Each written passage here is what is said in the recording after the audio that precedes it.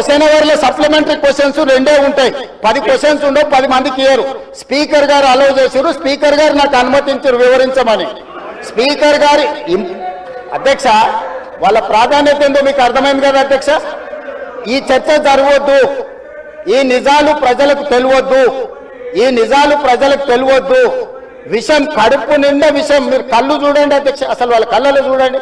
వాళ్ళ కళ్ళగిన ఓలే శక్తి ఉంటే ఆ విషపు కళ్ళతో చూస్తే మొత్తం కాలి బూడిదైపోయేటట్టు చూస్తున్నారు అధ్యక్ష. కప్పిపుచ్చుకోవడానికి అద్దాలు పెట్టుకుంటున్నారు అధ్యక్ష. అది కప్పిపుచ్చుకోవడానికి అద్దాలు పెట్టుకుంటున్నారు అధ్యక్ష. అద్దాలు పెట్టుకున్నా మీ విషపు చూపులు ప్రజలకు అర్థమవుతాయి. అందుకోసమని నా మాట ఒక్కటే అధ్యక్ష, ఈరోజు తెలంగాణకు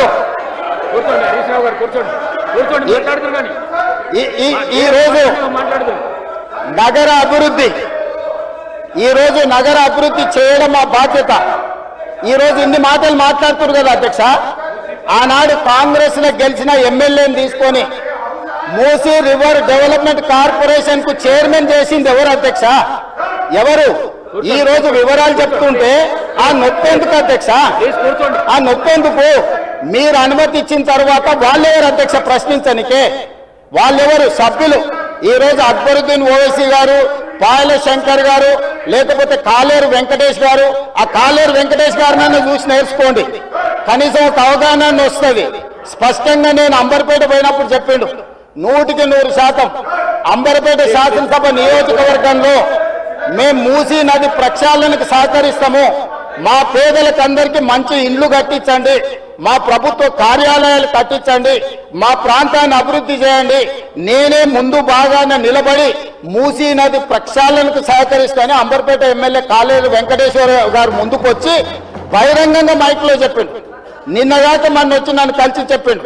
ఆ పక్కనే ఉప్పల్ ఎమ్మెల్యే లక్ష్మారెడ్డి గారు వచ్చి కలిసి, సార్ మా ప్రాంతాన్ని అభివృద్ధి చేయండి, మూసీ నదిని ప్రక్షాళన చేయడం ద్వారా మా ప్రాంతానికి ఉపయోగపడుతుంది, మీరు చాలా మంచి పని చేస్తారు, మీరు వేగంగా ముందుకు వెళ్ళండి, మా వైపు నుంచి మీకు ఏం సహకారం కావాలని చెప్పి ఆ శాసనసభ్యులు వచ్చి కలిసిరు అధ్యక్ష. ఇవాళ నేను ఒకటే అడుగుతున్నా అధ్యక్ష, ఈ రోజు మూసీ నది ప్రక్షాళన చేసుకుంటే ఈరోజు మూసీ నది ప్రక్షాళన మేము చేస్తున్నామంటే మీరు చెయ్యాలంటున్నా వద్దంటున్నా? ఒక్క మాటలో చెప్పండి. మీరు చెయ్యాలనుకుంటే ఏమి చెయ్యాలో సూచన ఇవ్వండి, వద్దంటే మీ కడుపు మంట ఏందో చెప్పండి. తెలంగాణ ప్రజలు నిర్ణయించుకుంటారు.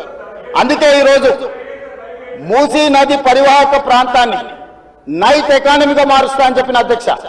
పట్టణం అంతా రాత్రి 9 గంటలకు నిద్రపోతే రాత్రి 9 గంటల నుంచి ఉదయం 6 గంటల వరకు మూసీ నది పరివాహక ప్రాంతంలో నైట్ ఎకానమీని రివైవ్ చేసి అక్కడ హోటల్స్, ఆఫీసులు, అదే విధంగా ఫుడ్ కోర్ట్స్, కల్చరల్ యాక్టివిటీస్ వీటన్నిటిని కూడా ప్రపంచ స్థాయి నగరంగా మార్చడానికి నైట్ ఎకానమీని ఓపెన్ చేయబోతున్నామని చెప్పినాం అధ్యక్ష.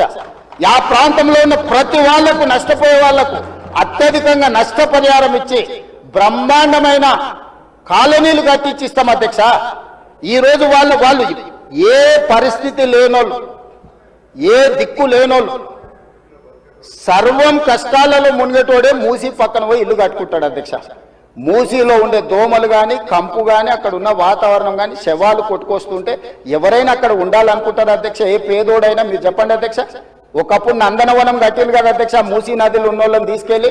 ఈ రోజు ఆ ప్రాంతంలో నందనవనం మనం పోయినప్పుడు ఎంతమంది జిల్లాల నుంచి వచ్చిన వాళ్ళు ఉన్నారు అధ్యక్ష? ఎల్బీ నగర్ ఎమ్మెల్యే గారికి తెలుసు, నందనవనం ఆ కాన్స్టిట్యున్సీలోనే వస్తుంది. ఈ రోజు మూసీ నది పరివాహక ప్రాంతంలో ఉన్న పేదలకు మంచి వసతులు కల్పించి, వాళ్ళ పిల్లలు చదువుకోవడానికి మంచి పాఠశాలలు ఇచ్చి, వాళ్ళకు ఉద్యోగ ఉపాధి అవకాశాలు కల్పిస్తామని మేమంటే లేదు, అది అట్లనే ఉండాలి, తరలించడానికి వీల్లేదు, కట్టడానికి వీల్లేదు, మేము అడ్డం పండుకుంటాం, మేము నిలువు పండుకుంటామన్నారు. మరి మన వర్షాలు వచ్చినప్పుడు పోయి పండుకునేది ఉండే అధ్యక్ష, పోలేదు. ఏమి లేనప్పుడు పోయి ఆ పక్కనున్న కాలనీలలో పండుకొని వచ్చారు అధ్యక్ష. ఇప్పుడు ఉండమని ఉంది అధ్యక్ష నెల రోజులు.